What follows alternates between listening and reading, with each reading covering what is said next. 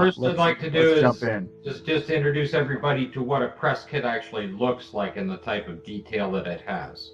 Okay. Can you maximize that window, Scott, so we can see it all on your screen? There we I go.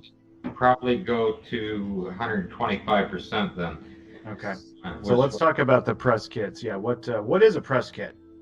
Well, it is prepared prior to launch, okay, and it gives detail to the media, basically on basically what is going to happen up to and including liftoff and things like that. So it has information on all the people that are involved, the size, the weight, and everything of the craft itself. And they give the detail here. They give approximates of the weight of the vehicle and a bit of science stuff and things like that. And basically sun degree angles when they're going to land on the moon and all of those kind of things. But then they get into some serious detail, which actually shouldn't be in these press kits. Things that can't be until after launch. Here are the launch windows right here that are being shown, and so the date and time that they're actually going to land on the moon is unknown at this time. These are released to the media about a month before. So you have 2 different days in July, 2 in August, and 3 in September, and each of them have about a 4-hour window. Okay?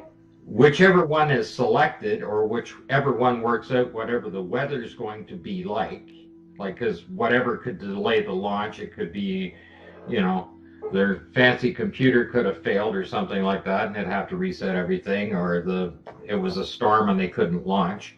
But here are the dates and times.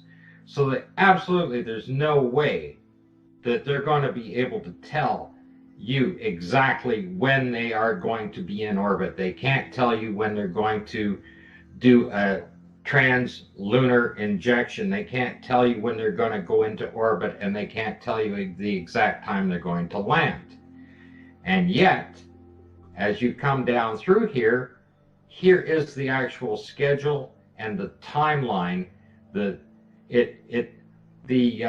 get is the timeline of the number of hours and seconds from the actual time of launch. Now, you could estimate that to a particular degree. Sure. But right next to it is the actual date and time. And you can see that translunar injection actually occurred on the 26th at 12:30 p.m. Okay?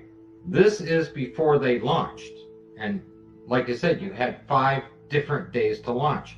This is where the detail is far in excess, and it continues on right down through every step of the way throughout that. And it shows all of these things, and the dates and times and everything else are included in the press kit. So just to keep it quick and short in here, in the press kits, there's an example of it that I pulled up for it there. Here is the splashdown. I clipped this out. The splashdown is at 295 hours and 12. 95 hours and 12 minutes. Yeah. On the 7th at 4:46. Yeah. And there it is right there. And the actual landing time was on the 7th. They actually landed, this is rounded up to the minute, but that's actually within 7 seconds.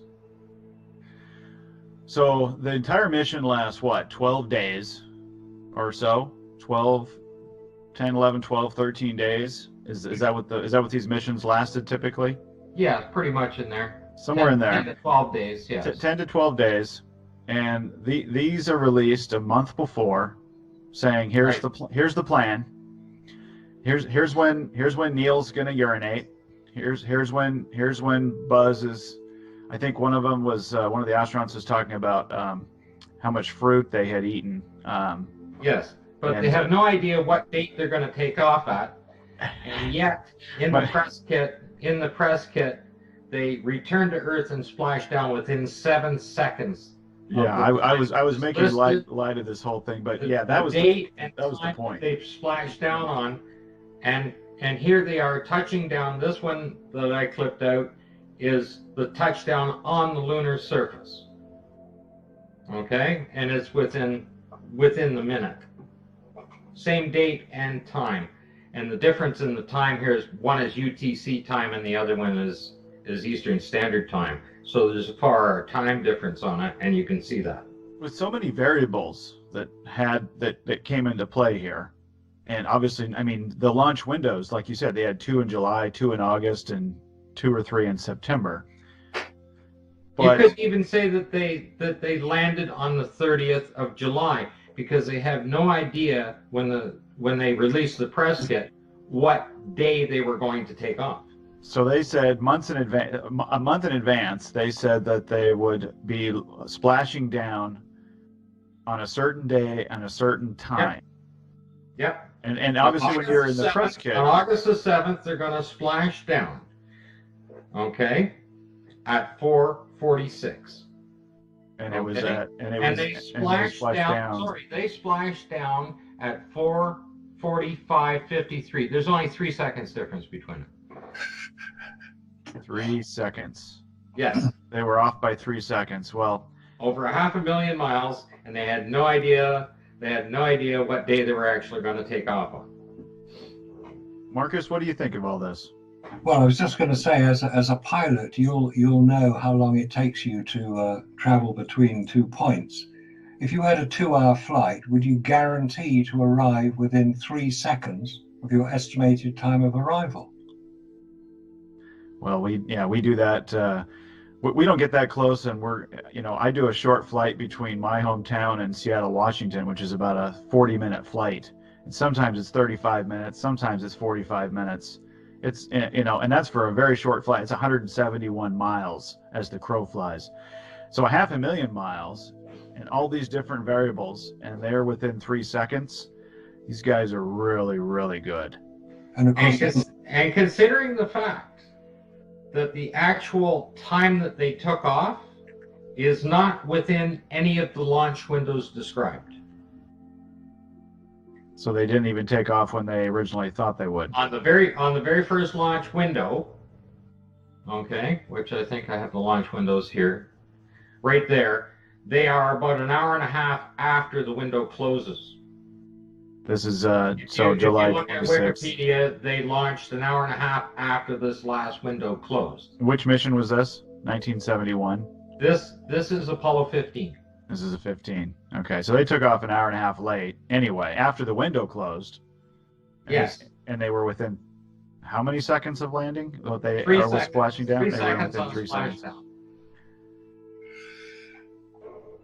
Well, sometimes if you take off late, the pilot will say, "Hey, we're going to try and make it up in the air." If you're making a movie, travel a little bit faster. If you're making a movie, you can make it all work out, right?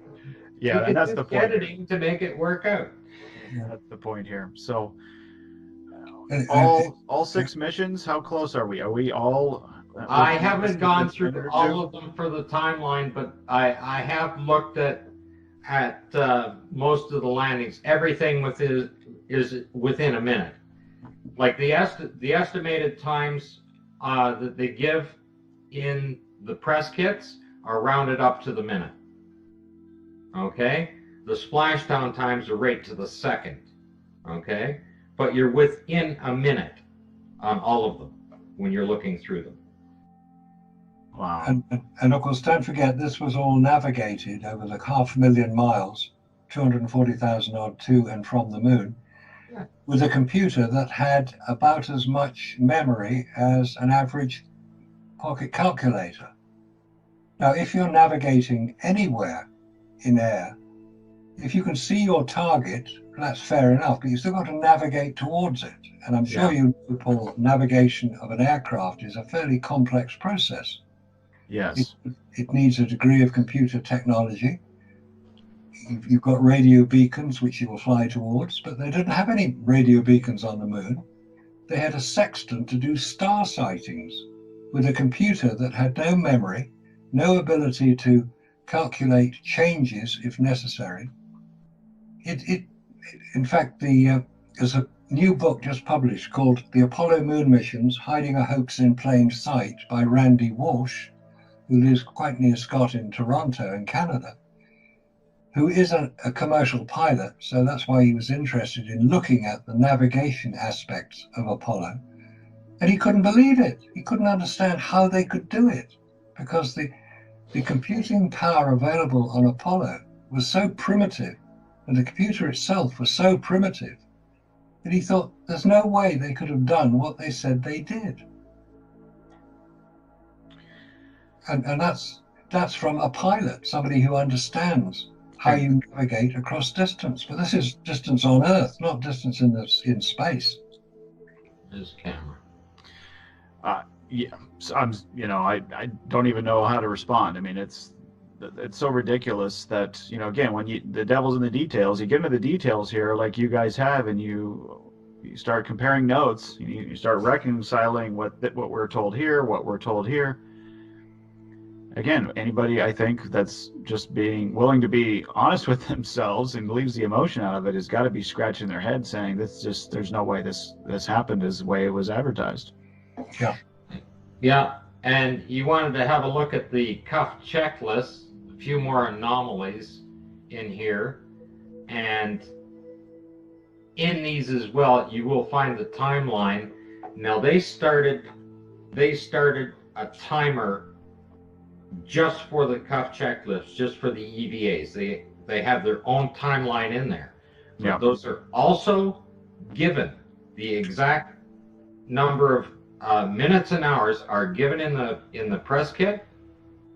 Okay, and the exact kilometers the rover is driven in the press kit before they went. Like, it's one thing to say, well, they went 20 kilometers, but it's a little different if you say they went 20.1. Yeah, that's no question. A little too precise. Now, this I came across the other day. Station 9. This is Apollo 16. Okay? Station 9, somehow they had to put a note in here to say that it is now on vacant lot number 25. Wait, what now? Okay. Break this down. What does that mean? Well, it's right there on the screen in front of your face. It says Station 9 is at vacant lot 25. Just in case you didn't know where it was located, guys, lunch is on lot number 10. They're serving beer on lot number 8. But when you go back to work, we're going to Station 9, and you got to go to lot 25 to film it. That's what this tells me that it is. I want to know where on the moon there was non-vacant lots. Well, maybe, that guy that's selling lots online on the moon, maybe he knows where this one's located. Maybe he sold it to somebody. But these kind of layouts, again, this is Station 10 on here, and it's giving directions on how to make a trench 20 degrees off of the sun, and none of this makes any sense on what you would be doing on the lunar surface whatsoever. Yeah. All of these are like that. And right here is the 6 hours and 20 minutes. And then 3 minutes more, and 3 minutes more, and 3 minutes more, right, as you go in. I don't know how they could possibly know how long it would take to drive from one location to the other. You don't know what the lunar surface is actually going to be like. Sure. I'm surprised. It only takes a little crack in the ground that's a couple of feet high that you can't get over, that you might have to drive around. It doesn't have to be the Niagara Escarpment that you need to drive around. Yeah, the rover You getting know. caught in the sand, I mean, anybody that's driven in sand knows the dangers of that, or at least what the surface was like. But the instructions in here, like this one we went through on the video before, describing the mineral contents of a rock after it's split open. Before they left. Yeah, Because these are obviously prepared in advance of the mission. And they're little cartoons. I'm trying to pull a cartoon up here. All right, well, we need to wrap up here. We've only got about 2 minutes left.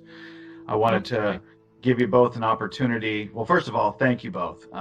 Really enjoyed this. The more you look into it, the more you're going to be scratching your head and just saying, "Wow, this was quite a well crafted. Maybe not to the degree that we thought, because the more you get into it, the more you can see how they possibly did this thing, how they pulled this off, this propaganda piece." But Marcus, what in your mind, in all of the years that you've been dissecting what we've been given, the public of the world, when it comes to this, what do you think is the most damaging piece of evidence that that this was propaganda? This did not happen as we were told it was. I think it's the most damning piece of evidence is basically the photographs. Allegedly 32,000 were taken by the Apollo missions, 5,771 taken on the lunar surface. If they were taken on the lunar surface, which is extremely doubtful, now we know what the effect of a vacuum in space is. We haven't really even covered the radiation damage that would occur on photographic film, which we know. That's right. That's right. It would reduce the contrast. It's called fogging. You've got all these anomalies, and yet the photographs that NASA present to us as evidence for their lunar landings are so good, so well done, so brilliantly taken, that they could only have been taken by professionals here on Earth under studio-controlled lighting conditions. Exactly. And with that, I hate to cut you off. Scott, I know what yours is. I know it's the wet flag. Well, I just want to say, let's have some enthusiastic observations of the wet flag. Speaking of the Apollo moon missions, which obviously is a topic tonight, I know you had said that you were trained as a photographer as well, and that obviously, I would say, probably really got you ready or prepared or in a position to be able to examine exactly that, the photographs that we were all given. That's right. In fact, it was the photographs which set me off on this track about 25 years ago, because somebody happened to mention in a conference speech that I happened to attend. It was about a completely different subject, nothing to do with Apollo. I think it was ancient megaliths or something. And I happened to say, in reference to photographs, well, of course, you know those Apollo photographs, they're not real. They weren't taken on the moon. I thought, what's he on about? Because I'm old enough, as you can tell, to have watched the Apollo missions live back in 1969. And so I was trained as a photographer, so I knew the cameras we were talking about, Hasselblad cameras. I knew the film, the Ektachrome film. I thought, well, I'll go out and see if I can check this guy out and just prove how wrong he is, making statements like that. And back in those days, they didn't have the internet in the way we've got it today, so I had to go out and buy a set of photographs to examine, which I did. I went to an astronomy show in London and got a set of photographs which showed many of the iconic images that we're so familiar with. And the more I looked at them, the more I thought, yes, I see what he means. Because if you're taking photographs on the moon, it's not like going out in your backyard and taking it here. These are severely adverse conditions to photographic film. Extremes of temperature, no pressure. We're talking about a vacuum. We'll come on to that a bit later as it affects photographic film, because there is a major anomaly going on here, possibly one of the major smoking guns that we're going to be talking about. Anyway, the more I looked at the photographs, the more I found problems with them, anomalies, inconsistencies, unexplained details. And I continue to do that. I thought, well, I know what I'll do. I'll go and do public presentations on this. And if I'm making a mistake, people will no doubt shout me down and throw things at me, heckle me, and tell me to get lost. In 25 years, that's never happened. Nobody's ever heckled me, told me to get lost, or throw things at me. Because many of the photographs, I explain what the problems are with the photographs. And most people, once they can see them, because once you have the information pointed out to you, it's blindingly obvious. And this is difficulty. We've all been led to believe these iconic images of astronauts on the lunar surface were taken, as NASA tells us, on the lunar surface.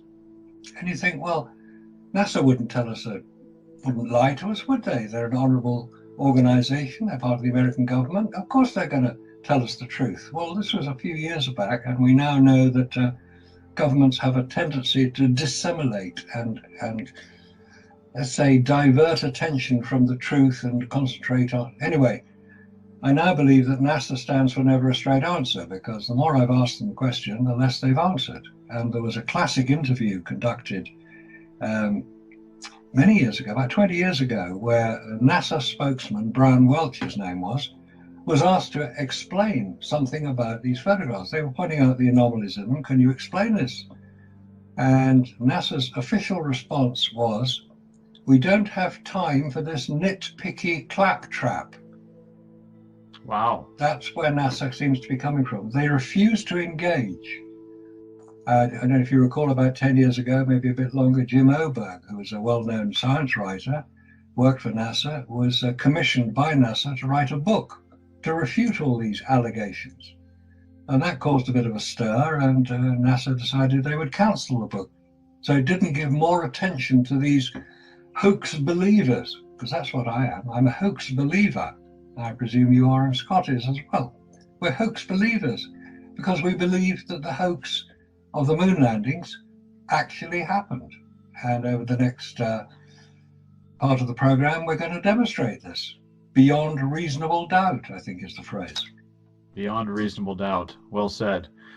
Well, yes. And so I wanted to get into a little bit about about your experience then in presenting on this. I know you've appeared on BBC, TV, other UK television stations, and then a number of broadcasts, all over Europe and in Asia, I guess. Russian, you said Russian, French, German, and Swiss, and been in documentary films, been on the History Channel, many radio shows, both broadcast and online. And you've given hundreds of public presentations. You said, but you've never been heckled or asked to leave. So you must be bringing some pretty compelling evidence to the table, because you keep getting invited back, it sounds like. I do. If people like to hear it. Maybe they think I'm just making a complete fool of myself, and they want to see what's it like to watch somebody make a complete fool of himself. But if that's the way people think, it doesn't bother me too much, but I don't make a complete fool of myself. Now, one of the presentations I was asked to give was at the British Interplanetary Society. That's probably the world's preeminent spaceflight enthusiasts organization. It was formed in Liverpool in 1933 in the north of England. It's now based in London, and it has many eminent science people as members. Arthur C. Clarke was a prominent member. Patrick Moore was a prominent member. You may remember him asking that famous question in the Apollo 11 press conference, could you see stars through the solar corona? That was Patrick Moore who asked the question. I was asked to give a presentation there because I thought, okay, well, that's a good idea, because if I'm wrong, they're going to show me I'm wrong. And rather than just me doing a presentation as I do in public, they decided to have a debate, and they would put somebody up from the British Interplanetary Society who would refute what I had to say. So I would go away with my tail between my legs, and I would never be seen again. That was the theory. That would be followed by a question and answer session. So I had 40 minutes. The person refuting me had 40 minutes, and then we had an hour and a half question and answer, which surprised everybody. The main criticism was that the person refuting what I had to say didn't refute anything. He just gave his normal Apollo is a wonderful organization presentation. So the question and answers were more directed at him. Why didn't you refute what Marcus said? Wow. And he didn't actually have an answer. Now, given that the organization is primarily supporting spaceflight, that's the name of their publication, their monthly publication, Spaceflight. It's a very interesting magazine, covers all matters to do with space. Certainly worth a read. Once they had heard what I had to say, they decided that the best way to get rid of me was just ignore what I had to say. But I'm actually a member of the society, the British Interplanetary Society, so I appear there periodically because they put on quite regular presentations. They're going through now a series of presentations about all the Apollo programs. And I occasionally appear and ask. In fact, somebody came up to me and said, "Are you going to ask embarrassing questions?" And I said, no, I don't ask embarrassing questions. I ask challenging questions.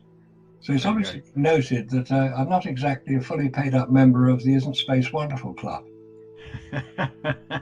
You let your dues lapse, it appears.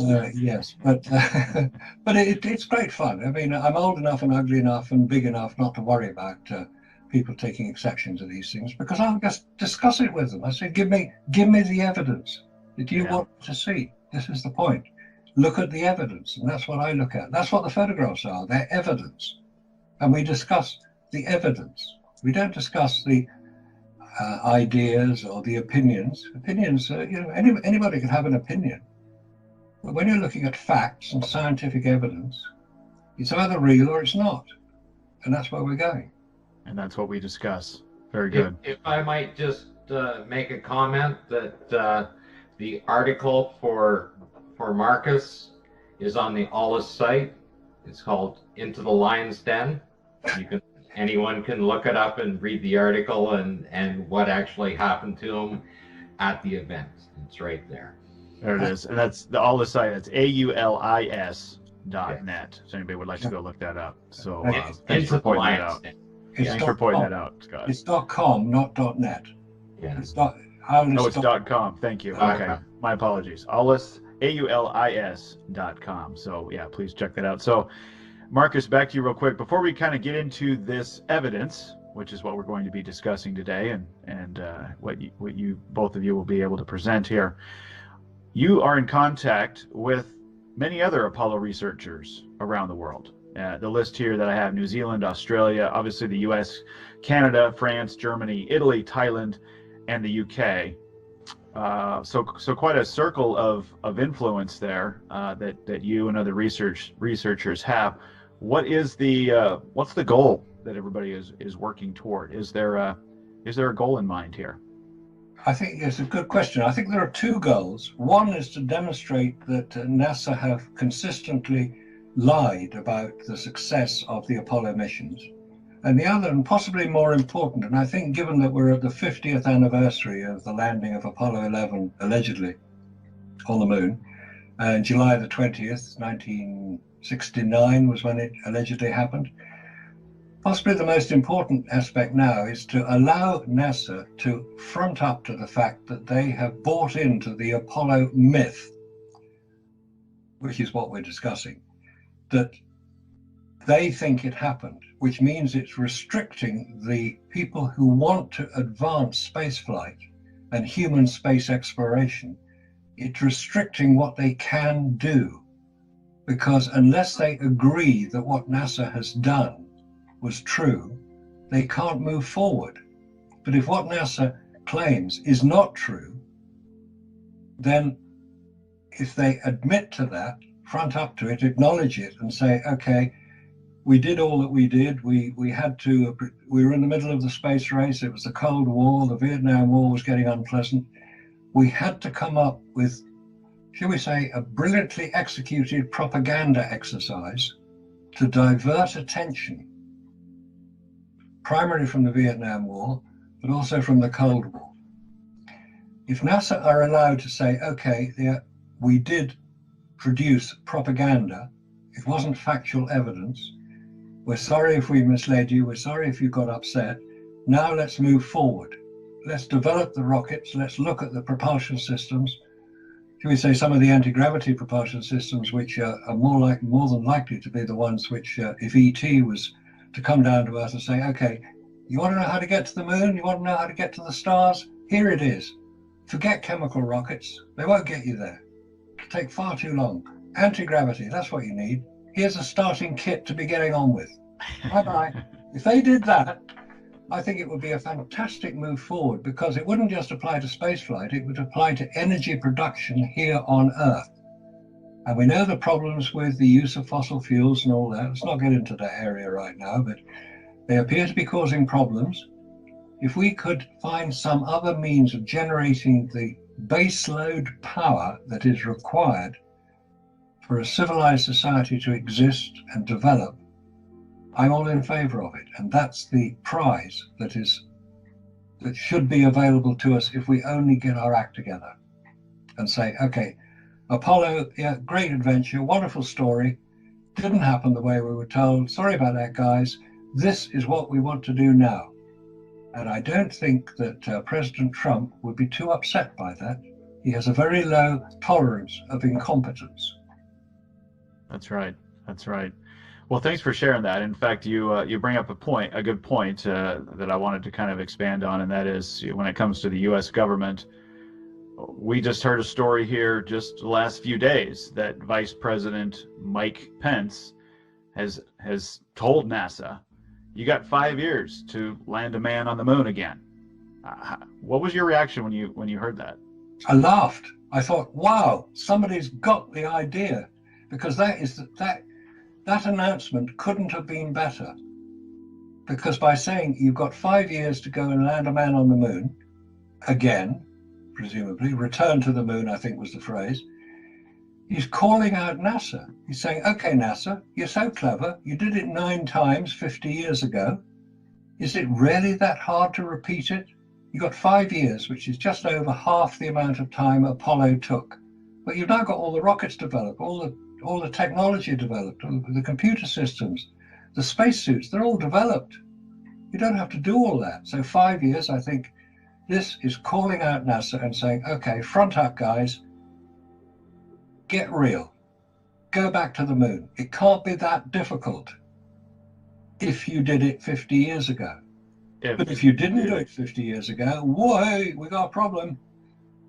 That's right. It really could put a damper on the 50th anniversary celebration coming up here in July. Oh, I think so. I noticed that there's a new documentary film out. I think it's called Apollo 11, something like that, using original footage and using original sets. That's an interesting one. Using original thing. In fact, it's been identified now that it's not all Apollo 11. Some of it is Apollo 9. Oh, wow. Where it's been sort of interspersed with the official view. No, not too much. Most of it is Apollo 11. I haven't seen the film yet. I've seen First Man, which is the biography of Neil Armstrong, and I was struck by the incredible skills demonstrated by Hollywood film production techniques, because he genuinely believed he was in the X-15, and then it was this spectacular view of this. You notice how large the set was when he landed, and they had that lovely shot where all sound was cut off from the film, and you just looked out over the lunar landscape. It looked quite big. Hollywood's perfectly capable of building large sets, very large sets. Maybe we'll come back to that later, because there's some interesting information coming out. I look forward to it. Just mention Stanley Kubrick. Stanley Kubrick. Well, we've only got a couple minutes left in the first segment. I didn't want to leave Scott completely in our dust here as we were talking, but before we get there, Scott, we know your background. We've talked about it before, but just a quick reminder for the folks there. You've been investigating, and correct me where I'm wrong, you've really been investigating these photographs for more than 10 years. You had a lot of time to do that, watching your parents, taking care of your parents as they were aging. And maybe kind of how did you and Marcus first connect then? What was that story that you guys first were acquainted and got to know each other and familiarize yourself with each other's work? Well, I started having questions. I was looking through, like I had probably half to 3/4 of the photographs down, and I started finding things, and decided I would just sit down and grab the rest of them down. So probably by 2012 I had them down. I was looking at other people's work and studying what they were doing, and I threw a few emails out, and Mr. Allen, of course, was the only one. He wasn't just the first one. He was the only one to respond to me with any of the questions I had. And that's somewhere towards the end of 2013, in around that range. And so then I started to send him a few photographs that I found, and he thought they were quite intriguing. And it was basically because of his encouragement, because like even my family members, like, I'm crazy, what are you doing this for? You're a hoax believer. Nobody's interested. Hey, look at this. I don't care. They don't care. What does it mean? Well, it means a lot when you really think about it. Okay, especially when they're teaching this to our children, And of course, Marcus, over the years, I've kept all of our emails. I have a complete log file of them, right on from the end of 2013 to date, of everything we've had. And I probably send him upwards of 150 to 200 emails a year when I'm looking at them, complete with photographs. So you have to understand that anything I know, he knows as well, because we have talked about it. We have talked about every bit of the thing. And he actually watched my development as I discovered new things. I think we should start at the end with the heat shield. Very good. This is one of the major problems with space travel. You've got to get back to Earth, and you get back to Earth from the moon at the same speed you leave at, 25,000 miles an hour. There are no brakes on a spacecraft, so you've got to slow down by hitting the Earth's atmosphere, which is only 75 miles above the Earth's surface. We're not talking a long way. So in order to protect the spacecraft, you need a heat shield. And what we see here are two comparisons between the Apollo 10 command module, which is actually on display in the Science Museum in London, and the very recent Orion command module, which was tested in December 2014. And the difference between the two is that the Orion craft has a heat shield, as you'd expect, on the base of the craft, where it compresses the air, which generates the heat up to about 2,700 degrees centigrade, as it compresses the air, being slowed down by the Earth's atmosphere. But it also has heat shield covering the whole of the upper part of the command module. And they actually use the heat shield tiles from the space shuttle, or they made a few more and stuck them on this Orion capsule. I mentioned that the Orion capsule was launched one time only, December 2014. We're now in the summer of 2019. We're not talking nearly 4.5 years ago, and it hasn't flown since. The story is that the heat shield failed, because on the main part of the heat shield, this has to be. These forces here, yeah. Yeah, there are two little indicators. They're called compression pads. Compression pad is where the command module is attached to the service module, with steel bars. So when the service module is detached from the command module, so the command module can then re-enter the Earth's atmosphere, you have to have something to protect the heat shield, to basically fill the gaps, because otherwise you're going to get the same effect as happened with the Challenger space shuttle. It'll burn up. Now, the point about the comparison between these two is the Apollo 10 command module has no heat shield above the base, and it's made of aluminium. We know that aluminium melts at 600 degrees centigrade. So what was protecting this? Because the heat would flow around the craft. It wouldn't miss the aluminium parts of the command module. It would generate enormous amounts of heat, but it's not protected. And this is a major anomaly, because if it needs to be protected, why is the Orion craft fully protected? It's unexplained. Yep. That's what I was going to point out. For those that will see this at a later date in video, what we're looking at is the Orion capsule is completely covered in what appears to be a heat shield of sorts. Yes, and then the Apollo 10, including the windows. And the windows are covered. Yes. The Apollo 10 capsule, I'm assuming the heat shield there was just at the very bottom. And like you said, Marcus, obviously there would be, the entire craft would be subject to these temperatures. The windows are, I assume, just made out of normal glass or whatever, and not nearly as covered, not even closely as protected from the heat as the Orion craft.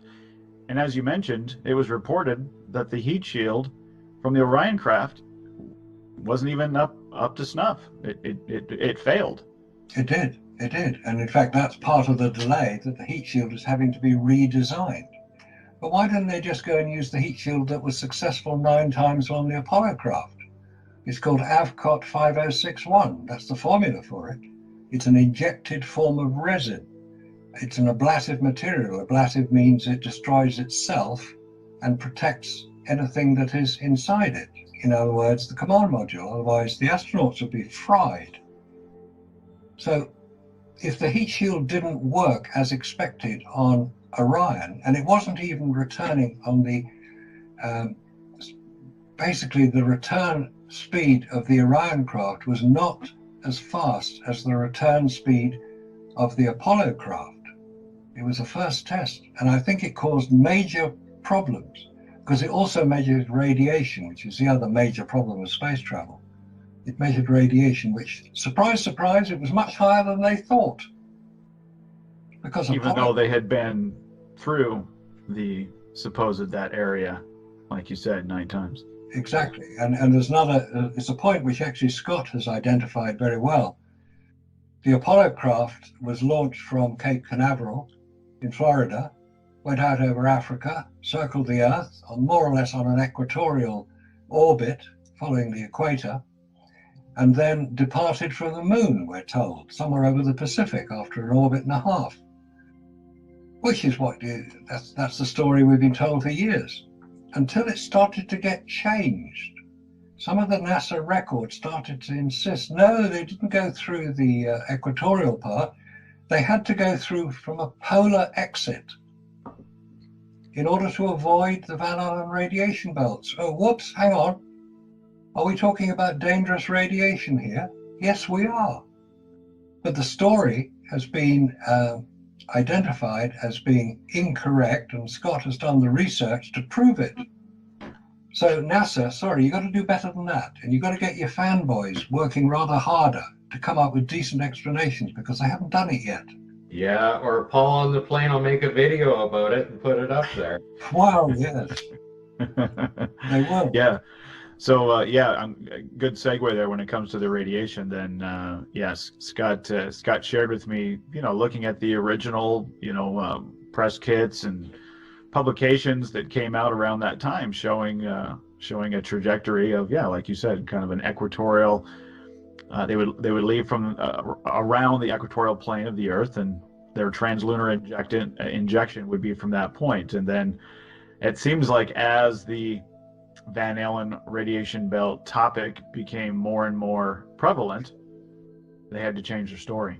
And they did so by implementing, it seems like, a different explanation, saying, we actually took a different route. Yeah, that's what seems to have happened. And they've been caught out. And Scott was able to do the catching, which is great, because it just makes it easier to start looking at other things which they can't change. And what we have now, a picture of the Apollo 11 flag. There are 2 pictures showing the same flag. These were taken from what's called the data acquisition camera, mounted inside the lunar module, photographing everything the 2 astronauts, Aldrin and Armstrong, did when they were in sight of the camera on the lunar surface. And once it was set in motion, it was filming at 1 frame per second. For the whole time they were on, 2 hours, 21 minutes, Armstrong spent on the lunar surface. Aldrin spent a little bit less because he was second out.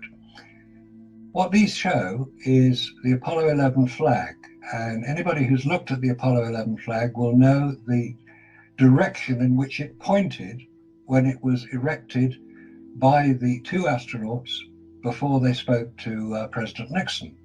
And the flag points towards the sun. So the shadow cast by this flag is quite small, because there is a very small cross section of the flag to cast a shadow. You can see the flag pole and the shadow cast by the flag pole. The second photograph is of the same flag from the same location, and it appears to be, well, it doesn't appear to be, it is from an official NASA film showing the activity on the lunar surface. Taken from the same viewpoint, you can see the thruster exhaust on the right-hand side of each picture, and at the top you can see the television camera on its pole. But the second photograph, taken from the film, the flag is at a completely different angle. It's more or less at right angles to the sun. So it casts a much bigger shadow. Now the point about this, that may not sound particularly important until you know that from the time the flagpole was erected and the flag put into position, neither of the astronauts touched the flag. They didn't even come anywhere near it. They didn't touch it. So how was it moved? Why is it in a completely different position? Unless the set dressers got it wrong. When they were filming, they put everything back where they thought it should go, or somebody moved the flag and forgot to put it back again. But it appears that the flag has been moved, yet nobody is known to have touched it officially. Unofficially, of course, is a different story. So that is a major anomaly and a major discrepancy in the record that has yet to have full explanation. And when NASA would be asked about it, they will probably ignore the question. But is it true that sorry, I just wanted to ask a question. Is it true then that at this point of the mission, both astronauts have climbed back into the lunar module? Door has been sealed. They've repressurized. I don't know if they've repressurized the capsule yet or not, but that when these pictures and video were taken, they were inside the capsule and were getting ready to leave. They weren't going to get back out. Is that correct? On Apollo 11, they only came out once. They only had one EVA, extravehicular activity, or moonwalk. On Apollo 12 and from then on, there were more than one. There were 2 and 3 on Apollo 17. On Apollo 11, there was only one time they came out. Now, this was filming while the astronauts were outside the lunar module. They're not. It's just that they're not in this particular image. They're not in this particular shot, because they did go out of shot a few times when Aldrin put up the experiments and Armstrong wandered around taking photographs. They weren't in the frame the whole time. But it's the key point is the different position between the flag when they didn't touch it. That is the key point. Yeah, with his camera was running, like you said, taking a picture every 1 frame per second. So if either astronaut had gone up and touched the flag, bumped into it or whatever, then we would have seen that. That's right. Yes, it would have been it would have been in a different position. But there is no record of them touching the flag, and every single activity they did, especially on Apollo 11, was recorded. And they were talking to Houston the whole time. There is a timeline that is timed to the nearest second. So we know exactly what they were doing on all occasions. Touching the flag never features in any record after they had planted it in the ground. Yes. That's one thing I've noticed, or what I've learned quickly, is that how well this was all documented. understanding, like you said, what was happening every second, where they were, what they were saying. Everything was extremely well documented, which we expect, obviously, for something of this caliber. Yeah. So it looks like we did lose Scott with the Skype thing. So I want to get the screen back up. So I'm going to call him. But yeah, if we look at the fact that everything was so well documented, then everything should line up. Then when we go back and reconcile all these different reports, everything should reconcile. And that's what we're finding, it sounds like, is that there were these extreme anomalies that shouldn't have taken place. Yeah. And in fact, one could say that this is an extended film script. Now, anybody who's had anything to do with the film industry will know that every film is scripted to the nearest second. It has to be, because you have to know where the cameraman has to know where to put the camera, the sound man has to know what to record. Of course it's scripted. It's called storyboarding. And you get the images that are put there so that you know roughly what your next scene is going to be. It's a major part of filmmaking. And what we have here with Apollo is a script. It's a film script, which they followed quite accurately, because the whole point about Apollo was it was simulated. The whole thing was simulated over many years. In fact, in different parts of the United States, there were simulations going on all the time. And when they were simulating the Apollo 11 mission, it was done in real time. It was 8-day simulation. There's nothing unusual about that. And also, a key point, there's nothing secret about it either. Yes. People involved knew what was going on. It was a simulation. It was a simulation. Yeah, they're recorded, they're filmed, they're photographed. So when you have a debrief about it, you'll say, "Oh, Buzz, don't put your foot there, put it there." You fall off. It's called debriefing. That's what you do. Of course you do. There's nothing secret about it. So there's no Area 51 involved. There's no some secret soundstage on the Nevada desert, which would be a ridiculous place to put it. More than likely, the stage was Menlo Park in California, where you've got this vast hangar, which was used by Tom Hanks, incidentally, to film From the Earth to the Moon. It's a vast building. It could hold huge stage sets. Huge stage sets.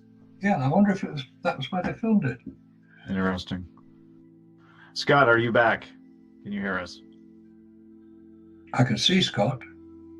Yeah, he looks like he's having some issues there. So I'll try and reconnect with him. Okay, because we continue. I'm back.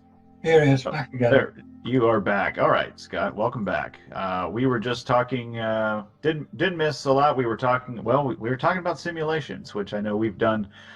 An extensive amount of our videos have been showing that what we were showing the public, what it appears to be, was that extreme documentation of the simulations. So that's not. I don't think there's anybody listening that's familiar with Scott's work that would that hasn't seen that aspect of it. So that's great. Well, let's jump into the next topic. Would you like me to continue sharing the screen again? Yeah, absolutely. Yeah, if you would do that, Scott, that would be great. So we just looked at the two different positions of the flag. Yeah. Okay. This is the next one on. Okay. Yeah. This is and here's the other one to go with it. Yeah, this is standard film procedure to when you record a piece of film, and one should emphasize this is photographic film we're talking about here, not digital. Digital comes much later. This is film, Kodak film. And on each piece of film, in order that you know what's on it, or somebody looking at it later, you put the date, you put the subject, you put the photographer, you put an inspector, you put technical details. But there's a surprise on this Apollo film. This is supposedly a film of Apollo 11 on the lunar surface. But the film is dated the 11th of July, 1969. But they didn't take off until 16th of July, and they didn't land until the 20th of July. So how did they film something which occurred 9 days later? Look, we've all been guilty of at least when we used to write checks, we would, when we'd switch over from 2009 to 2010, and we write 2009 for a while, and we kind of get used to 2010. I don't know anybody that says, "Oh, I've been stuck on July 10th for like 2 weeks now. Is it the 11th now?" It's called post-dating your check. That's right, and you do that because you need to work around something. Yes, exactly. But surely NASA don't have a shortage of film. And in fact, there is a second image which Scott has now put up showing the 10th of July 1969. And this is for more of the films, more of the information. Magazine. Second. So all this information appears to have been recorded at least a week before they got anywhere near the moon. It makes no sense.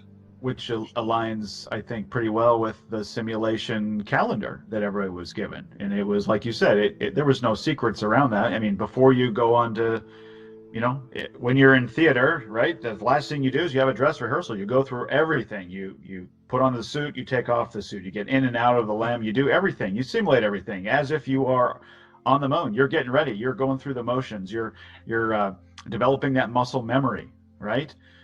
This is what they were doing. They were filming it all, and they were doing it just like they planned to do it on the moon. And then this was all then shown to the public and we were told, well, this was from the moon. Yeah, which couldn't be true because the date is all wrong, which is a major discrepancy. In fact, it was Scott who identified it originally because he was prepared to look at all the detail. And and these are actually on YouTube now, which is where we found them. They're on YouTube. They're posted there by NASA, who obviously didn't look through them before they posted them. Because it's not just Apollo 11 this applies to. All the other Apollo missions have film dated a few days before the official launch of the mission.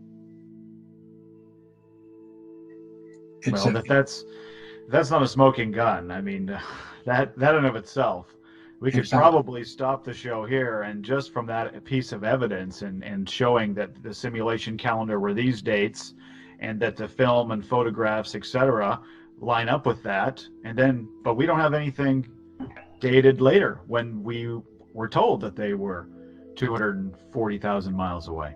Exactly. Actually, one further piece of, shall we say, hard evidence, in my view, is I only heard this a few months ago. It was a presentation being given in London by a gentleman who had worked on the spy satellites, the KH-9 hexagon spy satellite. He was very proud of his work. He worked on the camera equipment. One of the points he made, which I'd never heard made before, was he said, what we discovered was that when photographic film is exposed to a vacuum, it disintegrates. So because they were using photographic film in the spy satellites to photograph Russian rocket launches and all the rest of it. They weren't using digital back then. This is late 60s, early 70s, coincidental with Apollo. What he found, or what was necessary to be done, was that the photographic film had to be contained within a very slight pressurized environment. Only 1 pound per square inch was sufficient to maintain the integrity of photographic film, which is made from photographic emulsion. It basically starts life as a liquid. It's dried, but it still has the form of a liquid. The photographic film on the spy satellite had to go from the huge reels of film, containing about 30 miles of film, through the cameras, there were 2 of them, to produce stereo images, from there to the buckets, they were called, which were, get this, dropped from the satellite and captured by aircraft trailing vast fishing nets. Unbelievable to think of it now, but that's how they did it, and Wow. that is for real.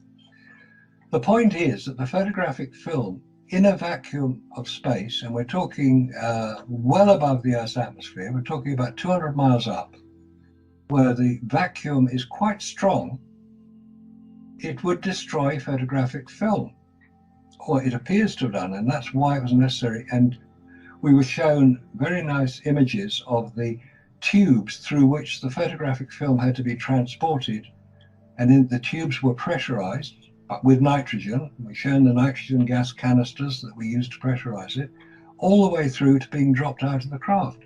Now, if that was required photographic film in the late 1960s, what happened on the moon? If anybody knows different about photographic film being affected by extreme vacuum, I'd love to hear about it, because nobody has ever come up with a convincing explanation for how photographic film worked on the moon. Aside from the radiation and the heat and the cold and all the other problems which we actually do know about, vacuum is a relatively recent introduction to the idea. It's not to be confused with zero gravity. Vacuum would apply whether there's zero gravity or 100% gravity.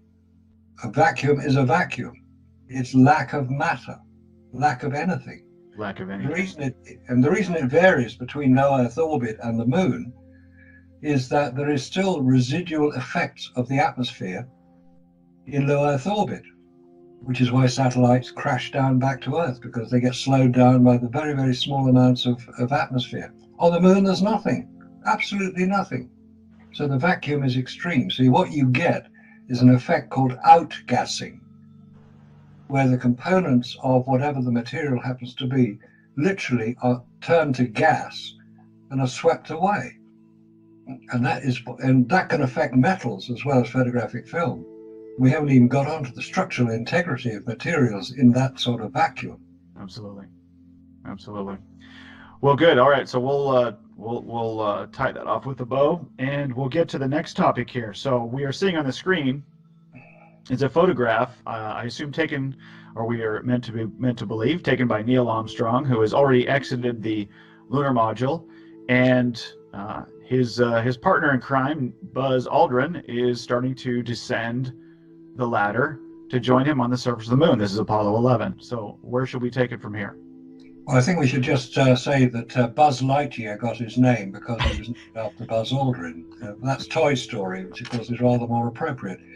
The point about this photograph is that he, in this case Aldrin, is in shadow. The sun, whatever the light source is the other side of the lunar lander. So this is technically in shadow. There is no direct sunlight illuminating him. And you'll notice if you look closely at his right foot, he's not touching the rung of the ladder. His foot is not on the top rung of the ladder. So one would think, theoretically, if his body is in motion, it's moving down. Then if you look at the whole image, all right, when you got up on top of your garage roof to clear the leaves out of the gutter, you're about 10 foot off the ground and you're going to get down the ladder. Are you really going to tell me that's how you would take the first step down onto the rung, with your left foot whacking out into space and your right foot not even touching the rung? No, you wouldn't. You make sure you've got 3 points of contact before you move anything. Yeah, for sure. Wow.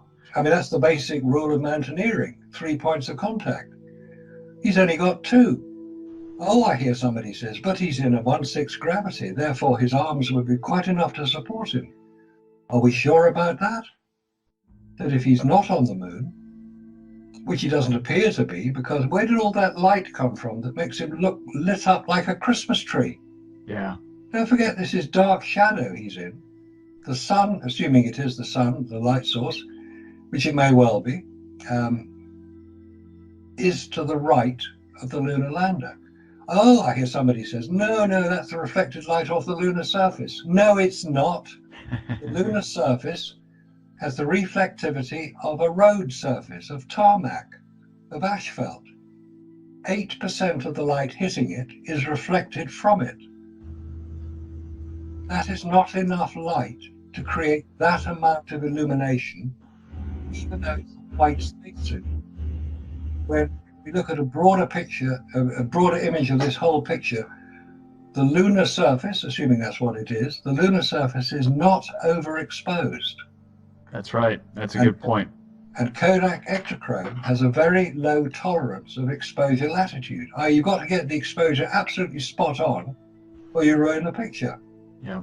So if the directly illuminated surface is reasonably well exposed, maybe a half stop or so above correct exposure. Buzz Aldrin is not overexposed, but he is exposed enough for the film to record it. But it's not enough light being reflected off the lunar surface.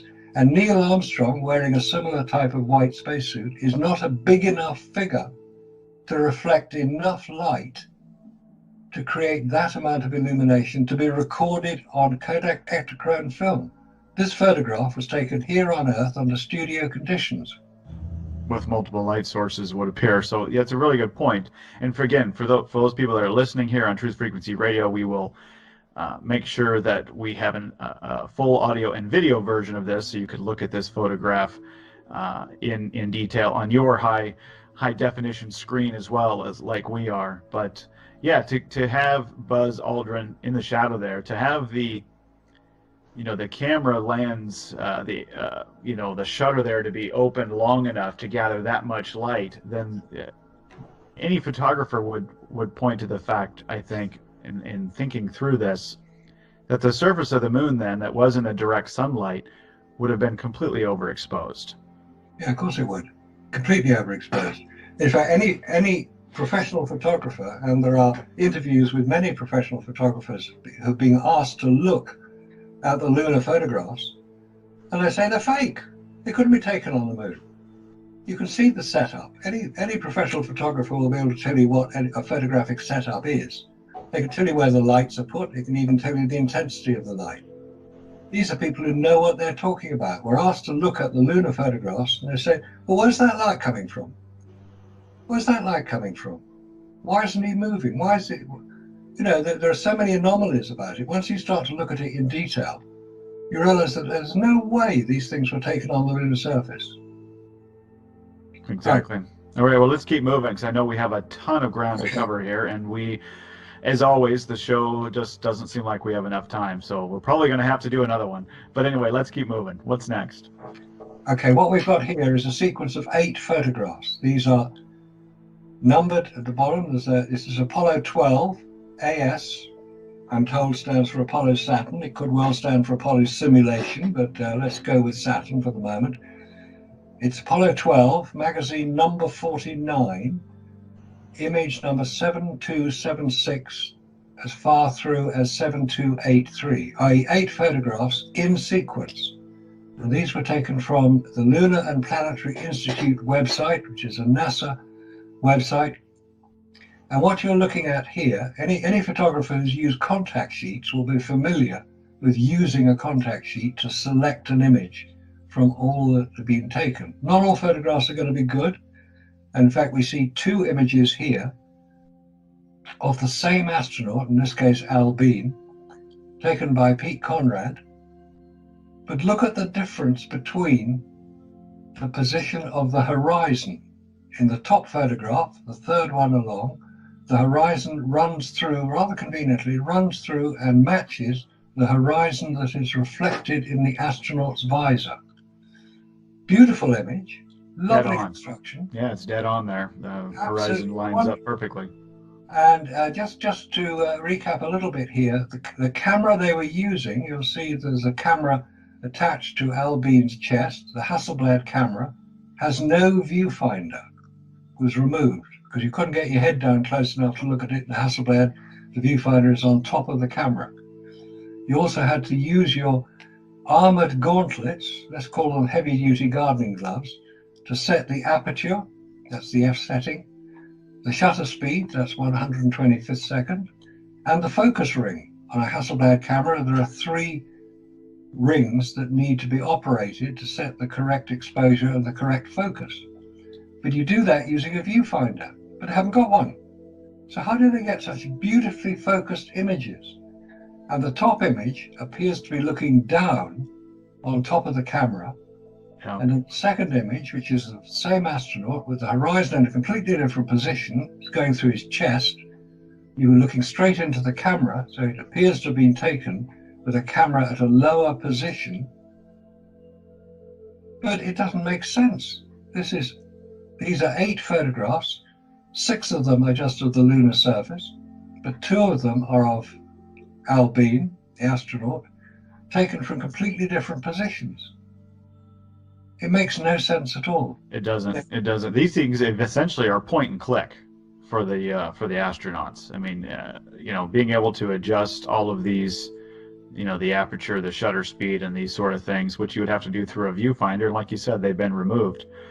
And again, we are told that these are taken in succession, like as if you went out with a roll of film. For those of you that remember what a roll of film even is, Like that. you go out and you have 24 or 32 exposures or whatever you get, and you click through them, and the contact sheet comes back, and then I remember photographers with their little miniature little telescope thing. They're going through on the light board. They're looking at which ones are in focus, which ones aren't.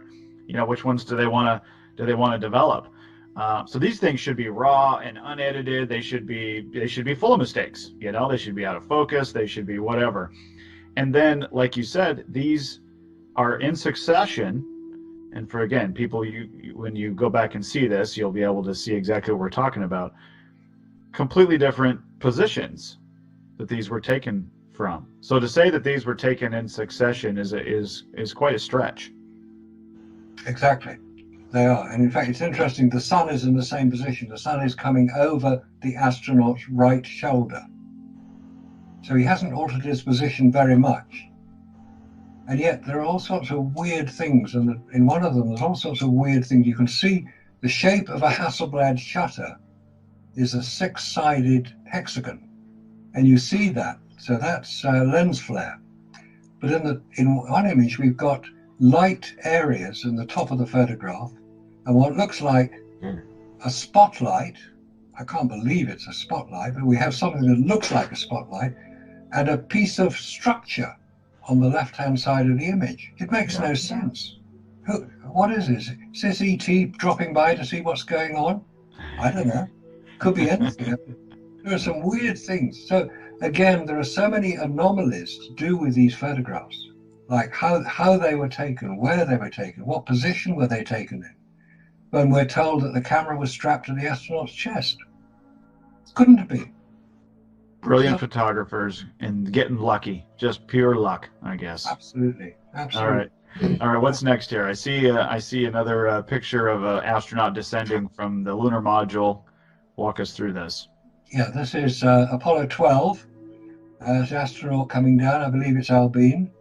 Coming down from the lunar module, going onto the ground. It's not so much what is happening, but the other picture is of the same image with the contrast enhanced significantly, so that what one now sees is evidence of retouching occurring in what should be the black sky. It appears that something, because when a photograph is retouched, you take out bits you don't want, or you add in little bits that you do want, so you make the photograph better. It's standard procedure. It's difficult to do it on a transparency, but it's quite possible to do it on a transparency. But in this case, it appears it wasn't done very well, because there is evidence of what was trying to be covered up still visible. There are little spots, there are little lines, there are little areas that haven't been properly removed or covered up. As I say, it's an enhanced image, because having said that these are photographic films, which they are, in order to transfer them onto the internet, they had to be digitized. They had to become digital images. That doesn't affect what's in the picture. That can still be seen. But by putting them as a digital image, they can then be put into photo manipulation software, such as Photoshop, or in my case, iPhoto, and you can start to see things in the image which maybe you weren't supposed to see. So again, we have detailed information coming out. Very good. Yes, that's viewers of Faking Space by Paul and the Plane, especially season 1 and half of season 2. That's what we did. We took a lot of the images from satellites and did exactly that, dropped them into photo editors and forensic photo analysis programs, and messed with the settings and looked at what was popping out, and then asking ourselves, is that something, if this was a real photograph, would we see that? Yeah, why is that popping out? Why is that popping out? All right, very good. Okay, we have an interesting image here of two photographs of Apollo 15. That's the lunar lander with Mount Hadley Delta in the background. That little hummock of a hill. It should be 13,000 foot high, but let's not go there for the moment. And what we see is something missing in the lower picture, which is a virtually identical image. Apollo lander, Mount Hadley Delta in the background, astronaut in the foreground, saluting the flag. But we see, and also with the lunar rover in the same picture. So it's called a pack shot. This is advertising jargon, where you take a still life image of various objects in a photograph, and you try to get them so that the viewer will look at it and read the photograph. In this case, we read it from the astronaut on the left-hand side via the flag, which is slightly overlapping the lander, which in turn is overlapping the lunar rover. So it's a very well-constructed photograph. The problem is that the photograph below, taken at a different time on a different magazine, but still Apollo 15, still with a Hadley Delta in the background, and on the right-hand side of the mountain is the St. George crater, so-called. And there's no astronaut in the picture, which is reasonable enough. The lunar rover has changed position very slightly, but it's still in the picture. But there's no flag. Mm-hmm. The flag wasn't moved. Once it was planted, which is one of the first things that the astronauts had to do, once it was planted, it stayed there. The astronauts could salute it, fair enough, oh glory, the US flag is, US got there, so they could salute it, fair enough. But where is it in the second picture? Set dresser, memo to set dresser, remember flag next time. Yeah, that's called, what do they say? They call that film continuity, right? When you notice that there was something that was left out. Yes. And for the record here, and you look at the numbers of the photograph, the one with the flag missing is taken after. And as you pointed out, it was a very ceremonial, thing that they did. The first thing they did when they get out of the lunar module, you plant the flag, salute it.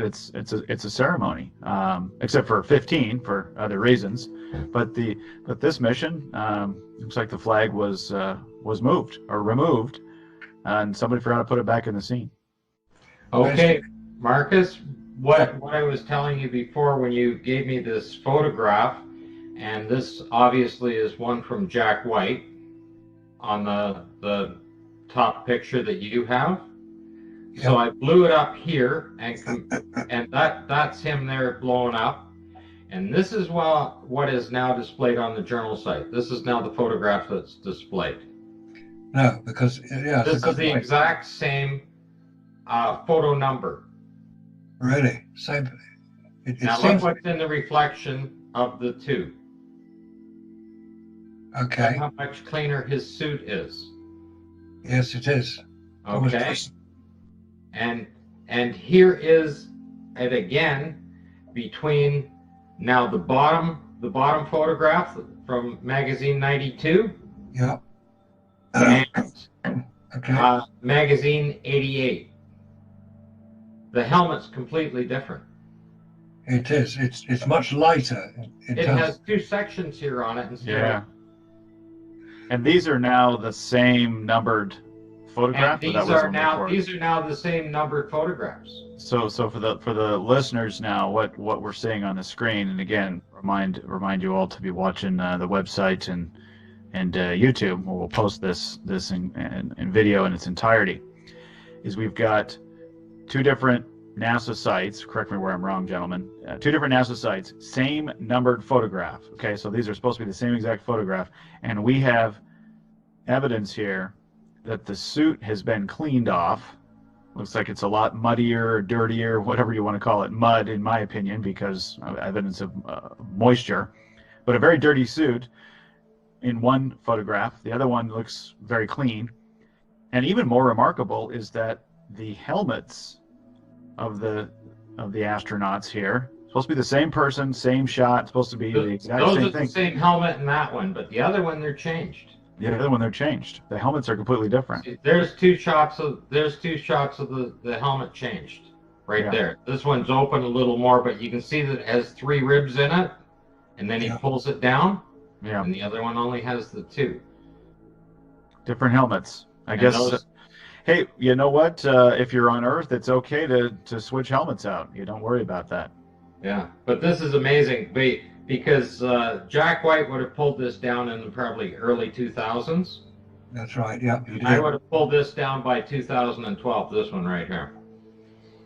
It looks like it's the focus of the picture has been enhanced as well. But Which is there's possible. mud on top of the helmet right there. Yeah. I wonder what that is. Completely cleaned off. And look at the reflection in the helmet, and it's not there. There's some very strange things going on here. Very strange. Oh, very we've strange. got about 3.5 minutes left in segment number 3 here on the show tonight. So let's jump to some more evidence here. Okay, here we have the jumping lunar lander. These are taken on Apollo 17, and in the top photograph, what we see is the South Massif, it was called. That's the southern part of the Taurus-Littrow Valley. And just visible on the right-hand side is the lunar lander.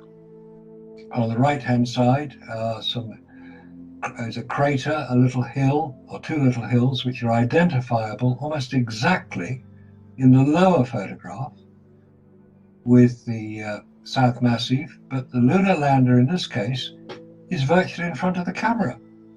Mm-hmm. It takes up, instead of being a tiny little blob almost on the horizon, this is now foreground. This is a featured image, but on the left-hand side of the lunar lander is a crater, which appears in the top photograph as well. In the top photograph, we have an astronaut featured in the front of the photograph with the lunar lander in the background. It makes no sense because the lunar lander did not move, or we're not told it moved after it had landed.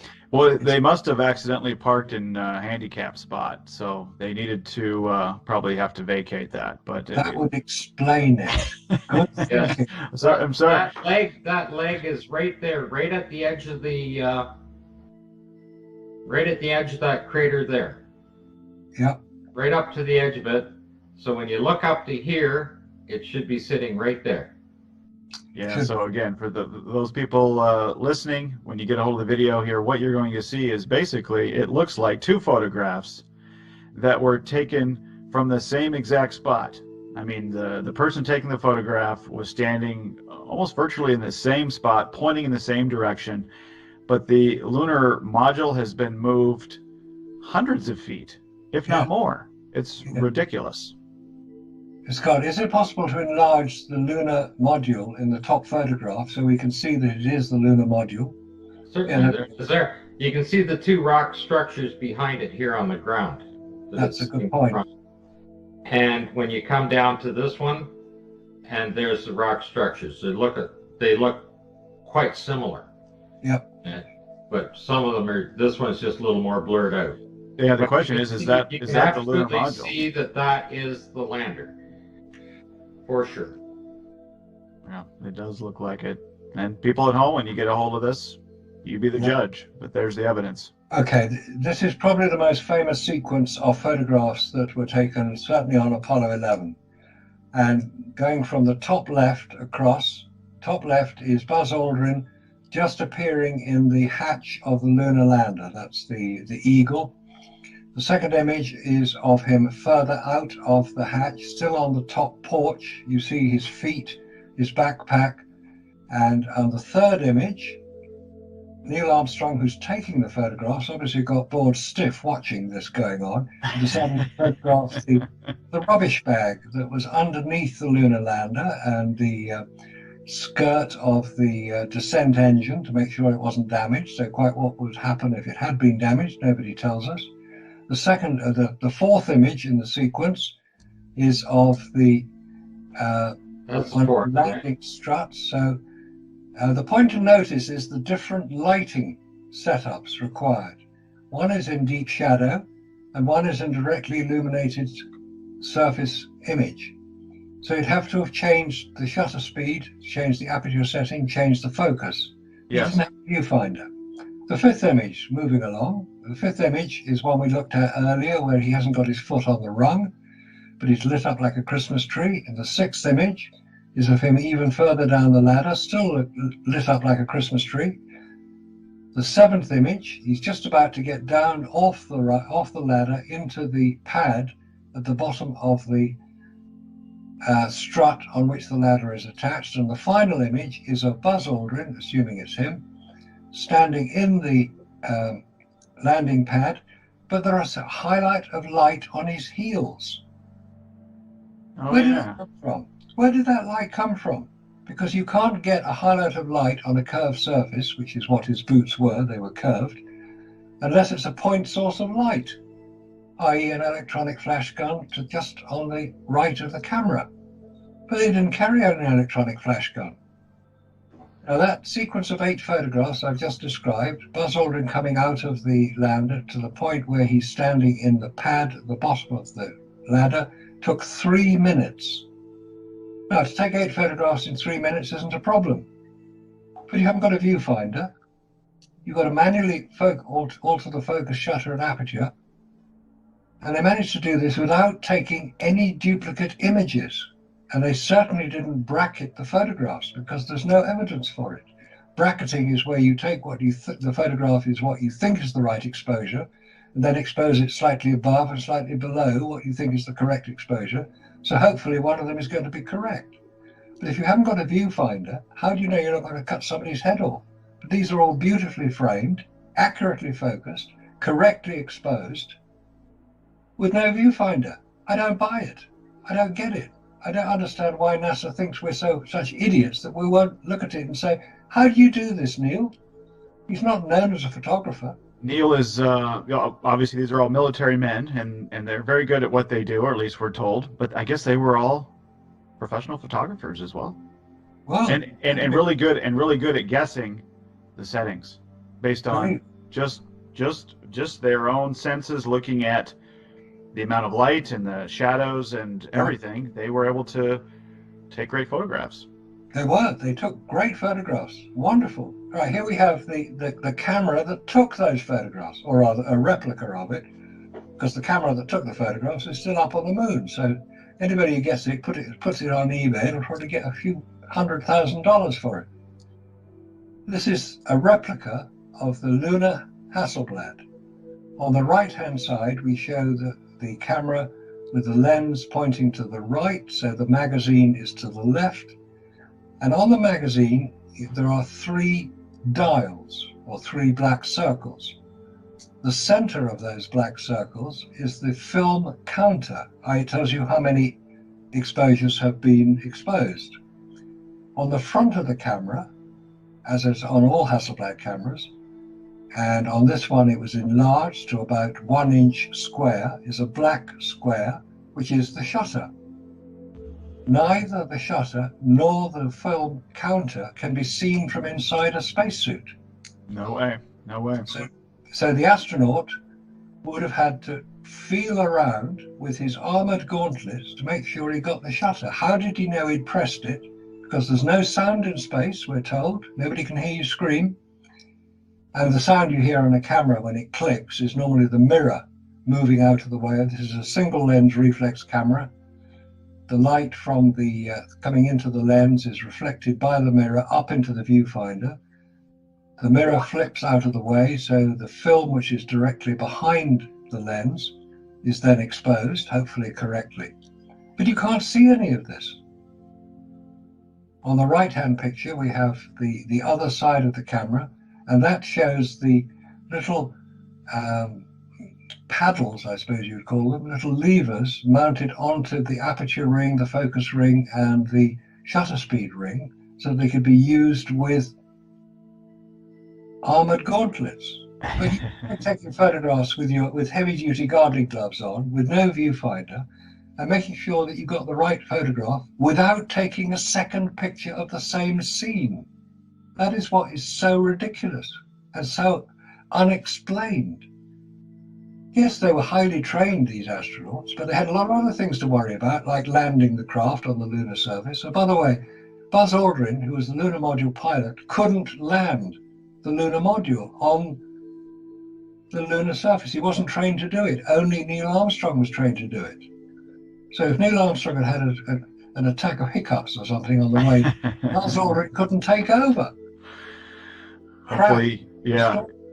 Oh man, there's just so many things, you know, when you just try and look at this from just a completely reasonable, logical perspective, you know, and just say, is this possible? It's really hard to, I think, if you're really honest with yourself, that, you know, for it to happen the way that it was presented, is that the odds are astronomical. Exactly. That's a very good point, because we're looking at it now without the emotion that surrounded the Apollo missions at the time. When we wanted it to happen, I wanted it to happen. I still want it to be true, but I can't believe that it is. It is.